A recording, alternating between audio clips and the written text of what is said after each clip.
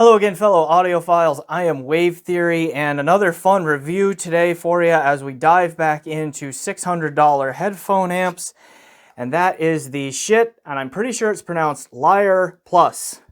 Okay, this is the latest iteration of Schiit's hybrid tube and solid-state headphone amplifier, which is kind of their mid-fi entry. And so this costs $599 US if you order it without a tube. If you order one of these Tungsol stock 6SN7 GTB tubes, they charge an extra $60, which brings you up to $659 US. All right, so this was bought by a friend of the channel and then sent here for review, so it is a loan. Thanks to that friend of the channel, I have no affiliation with Schiit, so all opinions that you are about to hear are mine and mine alone. So let's do shameless self-promotion, then we'll come back on the other side and I will set up more of the review. Hey, thanks for watching this video. Please remember to hit that like button, and if you haven't, please subscribe. Also, I have a Patreon set up so that you can help support me on a monthly basis, and I've set up a PayPal donation so that you can help me out in that way too if a monthly subscription does not make sense for you. Links for all of that, including the benefits, in the description below. Please check those out. All right, on with the show. So there is a fair amount to talk about in this review. So this one is again going to be a little bit on the longer side, and so I will timestamp everything out so that you can jump around and see what you need to see. So the basics of this thing is, again, $599 US if you order it without a stock vacuum tube. Schiit has a stock of Tungsol 6SN7 GTB tubes, like the one that came with this unit, that they charge an extra $60 for, so that brings the price up to $659 USD if you want. But that's still firmly in kind of the mid-range price range. Okay, so I'm comfortable comparing this with other $600 headphone amplifiers. I have a fairly long video clip coming up here where I do a tour of the unit, and then I talk about some of the tubes that I use, and then I also talk about one design complaint that I have about the inputs and outputs and all of that on this. And then I also talk about in there, I did come across what I think is a technical issue. There is a minor part of the circuit that failed in here that I don't believe affected the overall performance of this thing, or the fact that it can still be used as both a solid state amp and a hybrid tube amp. But I talk about that in the coming video clip here. So I don't know if that's going to be a common fail point for this unit, but I thought that I would report on my experience here in the review on that. So that's going to be in this clip coming up well. So again, check out the timestamps. Before we jump into that other video clip where I go through those things, let me just talk about some of the specs here. So again, what this is it's a tube hybrid amp. And Schiit put in a design where you can switch it between being a purely solid state device or the tube hybrid. So what a tube hybrid means is that you have a vacuum tube preamplifier section that feeds a solid state amplifier section. Okay, and so then this unit does that, right? You can put a vacuum tube in it and then set it so that it will be a vacuum tube preamp into a solid state headphone amplifier. Pull the tube out, and this also has a fully solid state preamp gain in it too. And then you can use it as a fully solid state headphone amp at that point as well. So that's a very unique feature at this price point, and it's even unique to Schiit's line of Lyre headphone amps. The Plus edition is the first one to offer that option. I think it is a clever option because we now live in a world where obtaining vacuum tubes is getting more and more difficult and more expensive. So I think that was wise there. And then also you have a backup. If your tube fails, you're not left without an amplifier. You still have a fully solid state device that you can still listen to your headphones with. So I think that is a cool design implementation here. And so I will comment when we get to the sound section about both the fully solid state performance, the tube hybrid performance, and then also what happens if you use different tubes and do some tube rolling. All right. So then real quick, some specs here, because I do want to talk about the power. Like the rated power output here is massive. 9 watts per channel at 16 ohms. 6 watts per channel at 32 ohms, and then all the way up still 450 milliwatts per channel at 600 ohms. And I can tell you from plugging in even very difficult to drive loads on this thing, it's not just on paper. This is a very powerful headphone amp. So that I think is good. And then whether you use the tube or the solid state design here, like the total harmonic distortion measurements that at least Schiit claims on their website, and I'm sure will be verified by different outfits around the web at some point, like those distortion numbers are very small. We're talking about like 0.003% in solid state and 0.004% in when you use the tube gain stage, all that. So it seems like it's a very powerful amp. It seems like it's going to measure pretty well on top of that and all of that. So with that, let's dive into that clip where I do a unit tour, talk about the features and the build and all of those things that I mentioned just a moment ago. Then we'll come back on the other side of that and talk about the sound. And again, check out the timestamps because I know this is going to be on the longer side, and just use that to jump around to the stuff you are most interested in or is most relevant to you. All right, here we go. All right, let's do a unit tour and talk about a quirk that I discovered using this thing and switching back between tube and solid state mode. So first of all, the general build. You get the same quality, you get the Schiit build, which, in this case is not an insult. We have this aluminum chassis here. It's solid. It's well made. This thing has quite a bit of heft to it.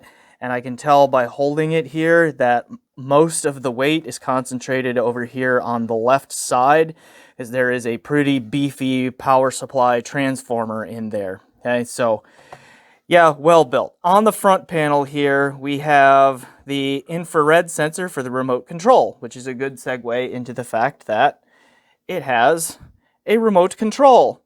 Right, that looks like this, which is, pretty standard for Schiit remote controls, where we have, several different functions on here. We have switching between the head amp and pre-out. We have this button right here, which switches between the tube gain stage and the solid state gain stage. We have volume control with these two buttons. And we have, I think this is gain right here, and then mute. Okay, those sorts of things there. So, but I mean, if you're familiar with Schiit products, this is what it looks like. If you ever need to replace the battery, unbend a paper clip, poke it in that hole, pops out, like this black piece on the front should pop out, and then that pops the battery out too, and you replace it. All right, back to the front panel. We have input selector switch. Here on the front, you get two inputs, and there is an LED light underneath each of these, and I will show this lit up here in a moment because I have a point to make about that. And then we have the switcher between head amp and preamp output here. We have the volume knob on the potentiometer here.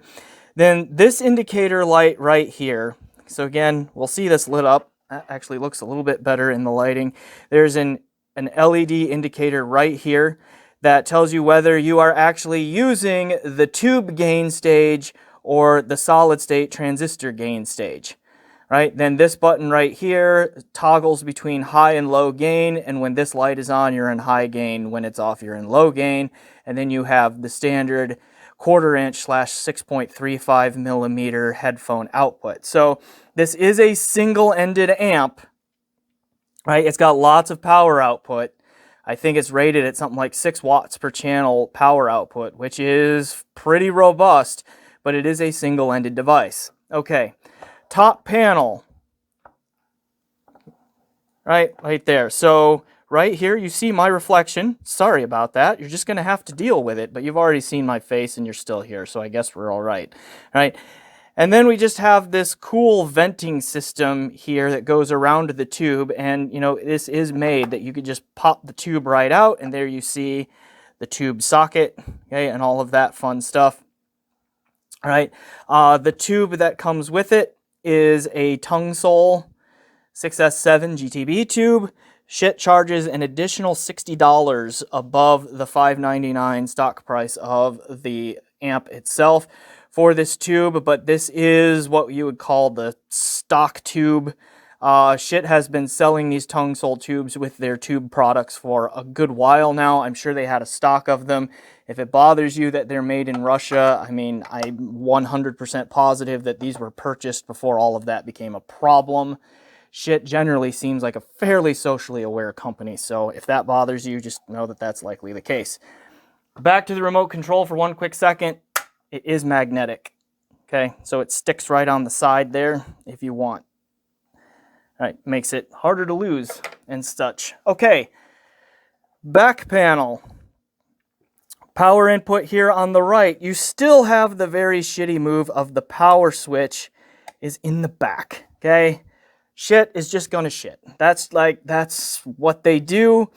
I almost think that they are, you know, chuckling watching this video right now saying, ha ha ha, we got all of those idiots again.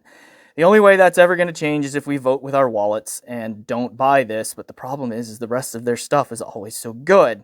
All right, anyway, outside of that, you get single-ended, unbalanced RCA preamp output, which can go through the tube stage, so that makes it through there. And then we have two RCA inputs, okay, unbalanced stereo inputs. So pretty straightforward there in terms of inputs, outputs, features, build, etc. There is the complexity of it being both a tube pre and like completely solid state in there. So you can use this tube hybrid or completely solid state. And I do have a comment to make about that in a minute. I want to come back to the inputs really quick here. It does not bother me that this amplifier is single-ended. That's fine. So I'm going to keep beating the drum out there until the community understands this, and we're going to need to keep beating it because fortunately new people join us all the time and it's an easy misconception. Balanced topology, balanced audio circuits are not inherently sonically superior. They're not. Okay? And as far as pure sound quality goes, as pure fidelity goes, it really does not matter a whole lot whether you are single-ended or balanced. Okay? It's really about how the units handle noise rejection. Balanced units are much better at rejecting external sources of noise. Single-ended units are much better at not generating internal noise themselves. Like they are just inherently quieter running devices.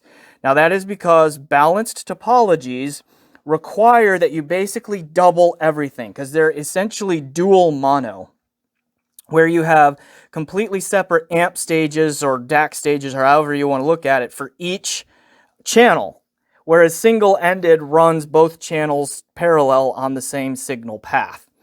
So in theory, that actually means that with a single-ended device, you have to buy fewer parts to build a thing. So at a fixed price point, when you have to buy fewer parts, that means you can buy better parts. So arguably, a single-ended design at the same price point as a balanced design will actually sound better.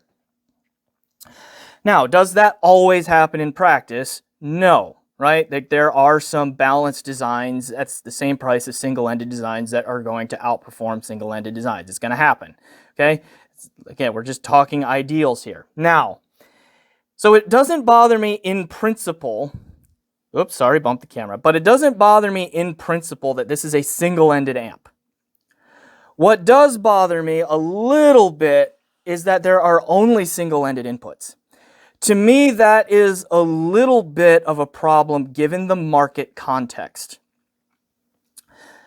Most of the DACs that exist around this price point, so in my mind, if you buy a $600 amp or, you know, a $650 amp-ish, okay, $659 I think it is with this tube, you pay that much for an amplifier, you're probably looking at a DAC, using a DAC that costs anywhere from about, say, $400 to $800 or $900. Like that to me would be appropriately price and performance matching a DAC to an amplifier like this. The reality of our market context right now is that between those price points, in that kind of middle to upper hundreds in price point, most of the DACs out there are balanced. One of the reasons for that is because a lot of them also have USB inputs, and again, because balanced topologies, it's topology, because balanced topologies are better at rejecting external noise, the balanced DACs reject like USB noise and that sort of thing a little bit better than single-ended designs. And by a little bit better, I mean they can actually do it, whereas a single-ended design doesn't really have the ability to do that at the DAC stage. So because of that, I would have liked to have seen Schiit at least provide an option for a balanced analog input here. It can still be a single-ended amp. That's fine. But just having the balanced connection so that you can go to a balanced DAC opens up more options in the market context for pairing this to a DAC, particularly if you know that you have a noisy system. Now, Schiit's own Bifrost 2 DAC, which pairs with this very well sonically, and also matches like aesthetically and chassis design and all of that, does a very good job of removing system noise on its own, and it also has an excellent single-ended output, even though, particularly in the new the /64 version, it is a fully balanced DAC. Okay? But that is rare. That is very rare and very specific to Schiit, right? Having an $800 DAC that is balanced but has a very high quality single-ended output. So DACs that you can pair with this, or can pair with this, I think really well and comfortably, is, I mean, if I haven't made it clear yet, I'm kind of making this up as I go. The other reality is that a lot of the balanced DACs between 2 and 400, or 250, 300, let's just say under $1,000, there is a noticeable difference in performance between the balanced and single-ended outputs. It's because they're designed to be balanced. It's not because balance is inherently better. It's just that their design is to be balanced, and some decisions were made to keep the cost under $1,000 that reduced the performance of the single-ended output. Okay?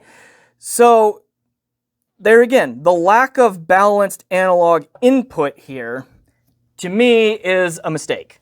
I think they needed to have an option there because you either get a Bifrost 2 to match this, which may or may not make sense in your situation, okay? Or you may just not like the sound of the new Bifrost 2 or whatever. Or, you know, maybe you look at a Chord Mojo, use a little portable DAC amp and use its line out mode to go in here because that's all single-ended. Or you look at like a Socris DAC 1321, I think it is. That is all single-ended, okay? But your options are getting very, very narrow at that price point. So I think that is a misstep in terms of the design.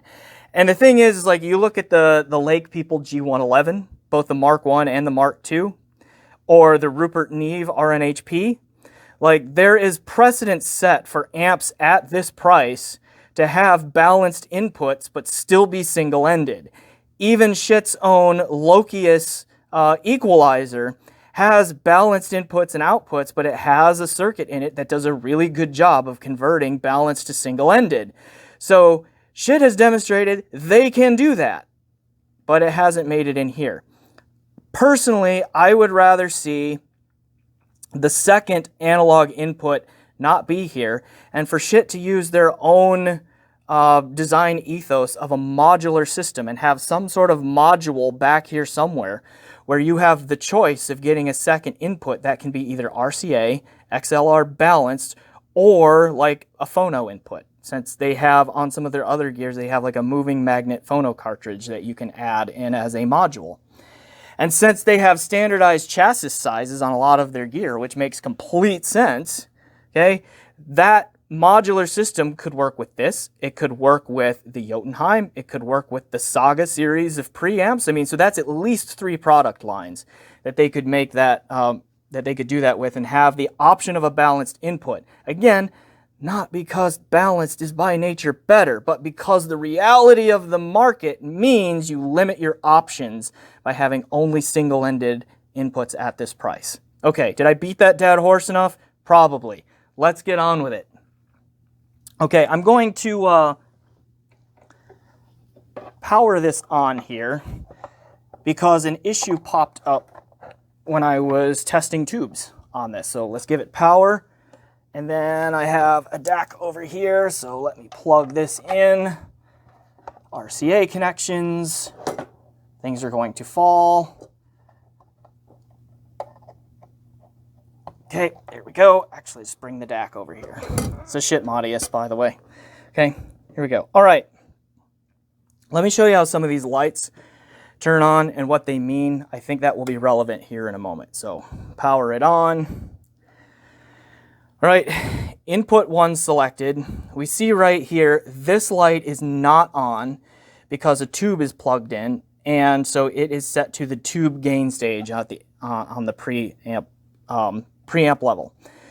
The potentiometer here is it's a relay potentiometer. So I don't know if you just heard that kind of that clicking sound, but you have a noisy, clicky potentiometer, and you can actually hear these clicks in the headphones when you do it there. So that's just something else to be aware of with this unit. Okay. You can switch between tube gain and solid state gain. And so there's that light going on and off there with the remote. Okay. So that's one way to switch these. Now it's supposed to be able to. Okay. Now that that is on, right, you are supposed to be able to shut this thing down, okay, pull the tube out, which, safety first, okay, these things get hot, so oven mitt, probably wasn't too hot this time, but just to be on the safe side, okay, pull the tube out, and then when you turn the unit back on, right, it should, okay, there we go, be in this stage. Now, the tricky thing that I noticed, and there was an issue here, is when that was off, I can't turn it off now because there's no tube in it. But now that that's on, I turn the unit off, I stick a tube back in, turn it on, and the tricky part is, we'll wait for the click here.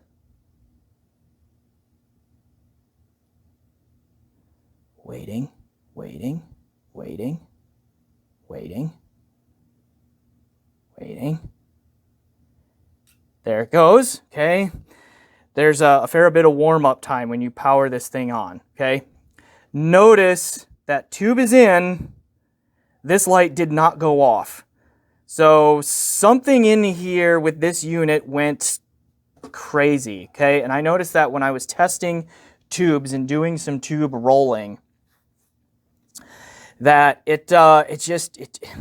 something went crazy. So what happened was I turned everything off. Okay, I turned it off. I pulled the tube. All right, I turned it on. I tested it without a tube. Everything was fine. Put a tube back in. Got to get it lined up right. There it goes. Put a tube back in. Turned it on. And I was using my fancy schmancy HE1000 SE to do this tube rolling test here. And started getting some loud pops through the headphones. Like electronic popping coming on when this thing came back on. So again, you see, like, tube is back in. It is not auto switching off to the tube gain stage. I can still do it from the remote, but it is not doing it automatically anymore.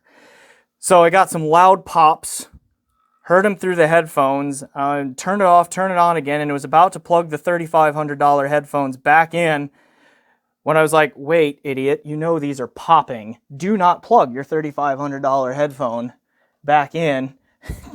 Go get your Porta-Pros and plug those in. So I did that. And after that initial popping, this thing came back to life, but what was no longer happening was the auto switch based on presence or absence of tube from tube gain to solid state gain stages. And I can still switch with the remote, so it still does the switching, it just doesn't do it automatically anymore. As far as I can tell, the unit is otherwise fine. So I told my friend who loaned me this about it, and he is in the process of working with Schiit's tech support. And he sent an email, I think on a Sunday. It is now a Tuesday. I haven't heard back from him yet on whether or not they have responded. And if I get a report on that, I will report back. But I think it's that auto switch circuit in here that failed. That's what caused the popping. But I can manually switch just fine. Okay, with the remote, and everything works. Like, I can hear differences when the tube is plugged in versus solid state. I can hear differences with different tubes. Everything seems to be fine. So I don't know what the deal is with that. Anyway, just thought you should know.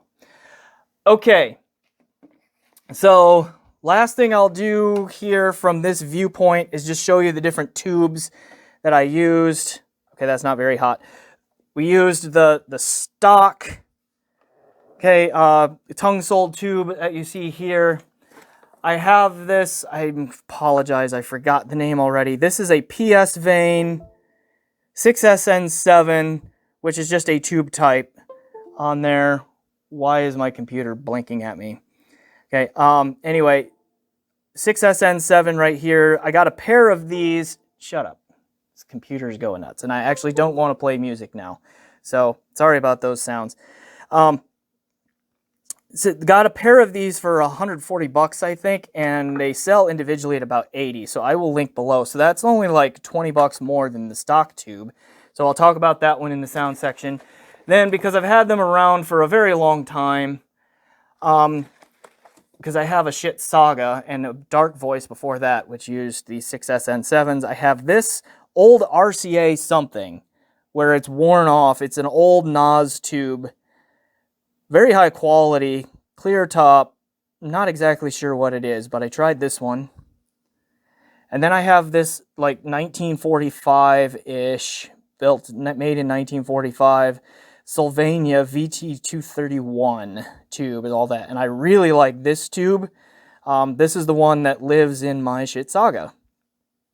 And so I tried that in here too. And so I will report on tube rolling differences here when we get to the sound section a little bit, but just thought you should know these are the tubes that I tried, and of course I tried it in just pure solid state mode. All right, that's a pretty long section. This is going to be a long review, but I think that is all good info. Okay, so let's switch back to my face and me talking about sound and all of that fun stuff.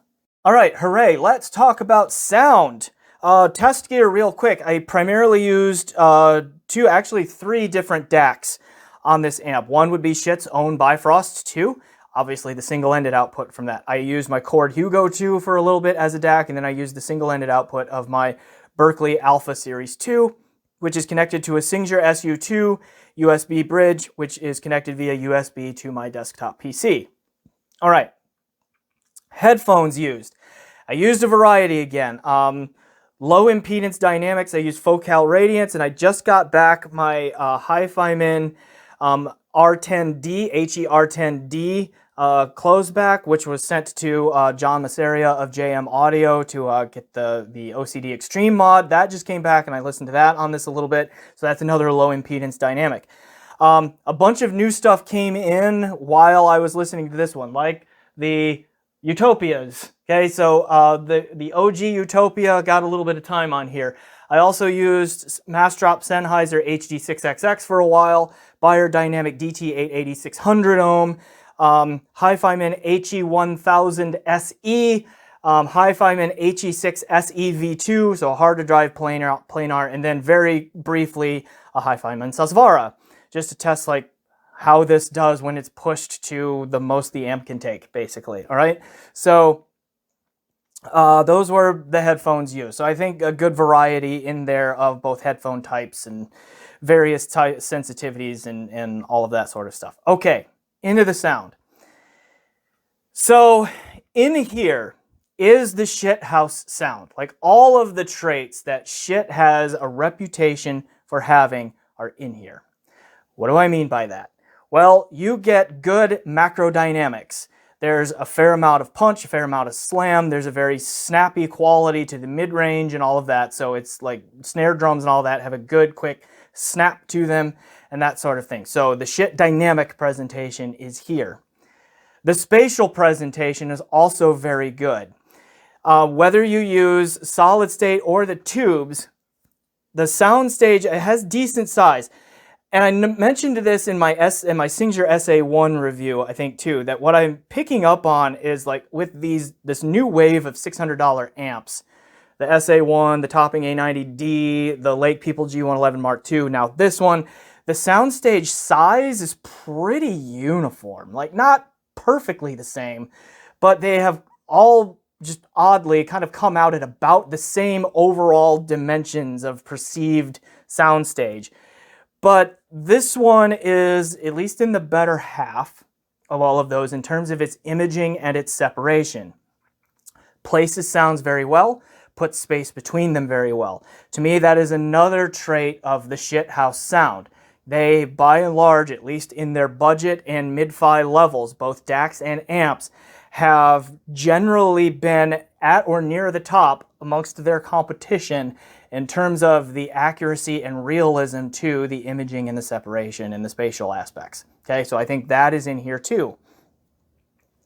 Also, there's very good timbre. Again, whether you're talking about pure solid state or using the tube, I think it gets even better when you use the tubes, but Schiit, to my ear, has done a very good job of recreating natural timbre. That is here too. That came across. I thought voices did a really good job of sounding like voices, guitars sounding like guitars, pianos like pianos, drums like drums, you know, that sort of thing. Okay, I thought that made it in here too. So to me, those are three common traits of the shithouse sound that are all strengths that very comfortably and ably made it into this unit. Okay, and did it in a very price appropriate way. Okay, so I mean, it's very strong in those areas. For the most part, I think the tuning from a frequency response standpoint is, let's just go solid state. If you run it pure solid state, it came across as a little bit neutral bright, I think. There was a little bit of harshness in the treble that I don't normally associate with Schiit products. At least not their more recent ones. It was a little bit reminiscent of like older models. If you remember like the original Schiit Modi 3 or Magni 3 headphone amp, that little amp DAC combo there at the entry level, it got a little bit harsh and sharp in the treble at times. Hints of that, shades of that were happening here in pure solid state mode, which I think pulled the overall frequency response with pure solid state just to a little bit maybe brighter than true neutral. But otherwise it sounded pretty neutral. Now, put any of the tubes that I showed you in that other video clip in here, including this stock one, and I think that treble smooths out and gets more in line. The spatial presentation improves, and everything just sounds a little bit more natural and believable in the timbre. So, even though those traits that I just mentioned, the good dynamics, the good spatial presentation, the natural timbre, and all of that, there are slight frequency response changes that can happen from the solid state to whatever tube you want to use. This tongue sole stock tube is fairly neutral, I would say. Maybe just a hint of warmth, but mostly neutral. Okay, in there. But then you can also change like to a warmer sound if you put in a warmer sounding tube if you want. So it's hard to pin down an exact sound signature with this thing except for solid state mode, which I think was just mostly neutral, leaning slightly bright, a little bit harsh in the treble. Now, it still sounds good in pure solid state mode. Okay, there's good resolution, at least reasonable resolution, price appropriate resolution, I would say. Still good control because it doesn't really affect the amplifier and all of that. Still reasonably good spatial presentation, but it stops just shy of being what I would call really holographic for the price. Okay, it's competent in solid state mode. It is enjoyable in solid state mode for the most part, particularly if you put headphones on it that aren't super sensitive in the treble. HD6XX, for example, that sort of thing. They do well on this. Okay.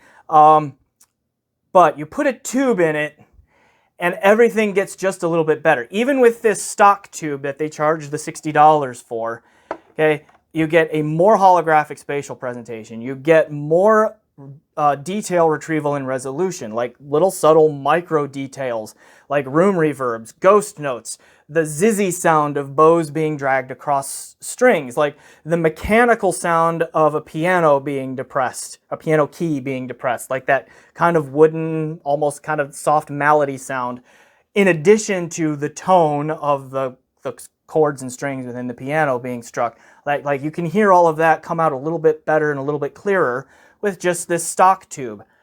Upgrade the tubes to a higher quality, like the PS Vane tube that I showed you does a little bit better job of pulling out resolution yet. Sounds even a little bit more holographic, a little bit more a little bit smoother, more natural timbre again, a little bit richer, sweeter treble sound.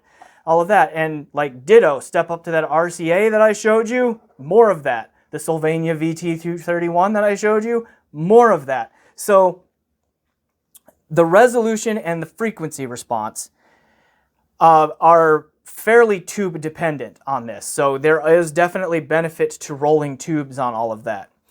What is a constant though is that dynamics and just the overall those qualities of shit. Like you go from just very good to, getting better and better, to pushing towards excellent on those qualities as you change tube, and you can change sound signature a little bit. I did notice with the RCA tube in particular that the decay on that tube rings a little bit longer and just lingers a little bit compared to the others. So that made a bit of a wetter sound, so to speak. And so, I could hear that come through on this amp as well. So good amp in pure solid state mode, of varying degrees of better depending on how much you want to spend on the tube. Now, I still think you should not go crazy on tubes for this. Like, it is a $600 amplifier. If you find that you're spending well into the hundreds to get vacuum tubes for this thing, stop, okay?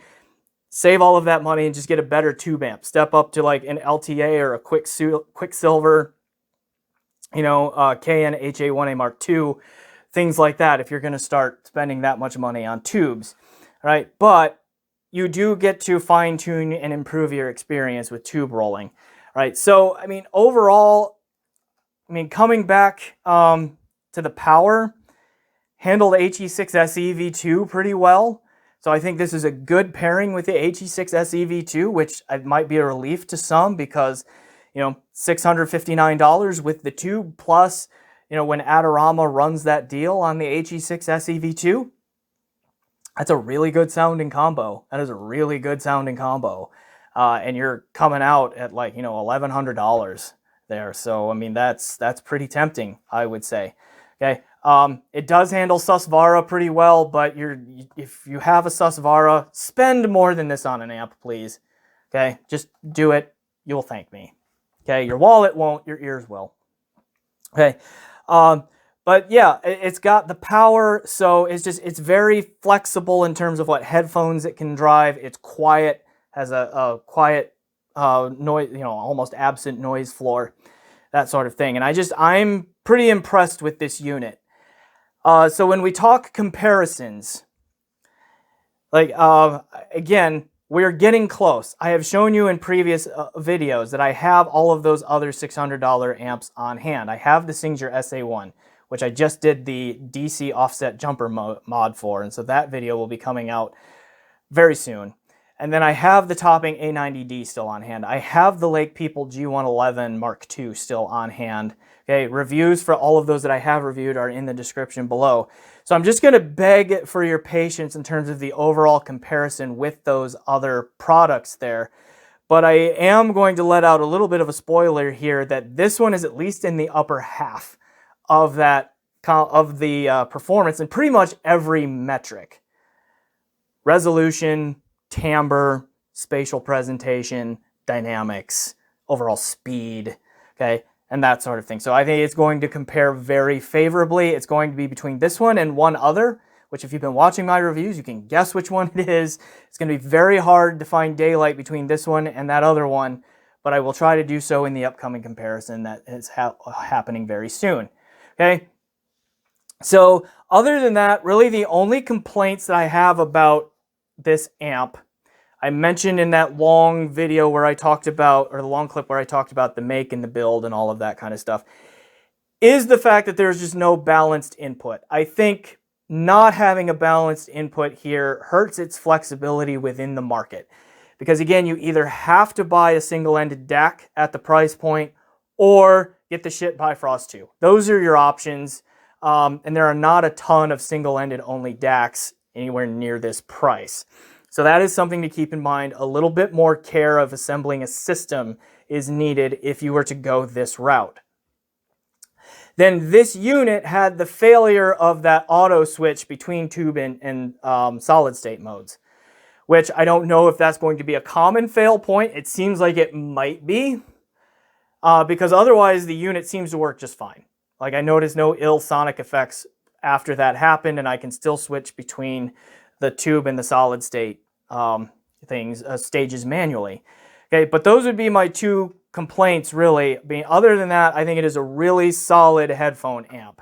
It is a very strong entry into the mid-fi tier of headphone amps. I think a lot of people will enjoy this thing. And it offers the flexibility of tube rolling, so you can fine-tune the sound a little bit to your liking. And then it also is a competent and still fully functional solid-state device if tubes just are not practical, but it still makes sense for your system. All right, so I will go ahead and leave it there. I am Wave Theory. This has been my review of the Schiit Lyre 3 hybrid tube headphone amp. Please check out my Patreon. Please check out my PayPal, where you can make a one-time donation to help me keep doing all of this. And then, yeah, as always, thanks for watching and enjoy the music.